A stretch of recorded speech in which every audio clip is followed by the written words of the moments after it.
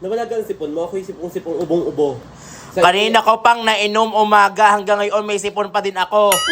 Hindi naman effective, expired ata yung gamot na binigay mo sa akin. Tingnan mo nga. Ako iinom din. Hanggang ngayon may sipon pa rin ako, sabi effective daw. Ako yung mabuna ng umubo. Oo, Sipon utas ko. na. Oo, yung sipon ko ibaradong-barado sa dalawa, ako iinom din na rin.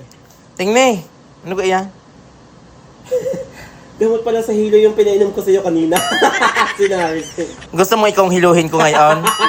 Kaya pala hindi natatanggal. Kaya pala Humingi. hindi natatanggal ang sipon mo.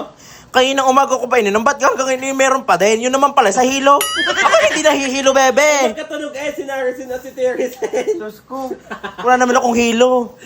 Hindi naman ako nahihilo. Ako yung nahihilo ngayon. Kaya pala hindi natalab. Kaya hindi natalab, may sipon pa din. Yung pala may sa hilo. Ito po. Ang hirap pag hingingan mo ng gamot ay hilong-hilo. Hindi ko naman nabasa. At ang nabasa ko lang, yung scene sa huli. Yung pala yung sinaris na naiabot ko, hindi si Teres. Magaling nga. Ganyan nga pag lagi ang gising itanghali na, lagi ng tulalang tulala. Diyos ko.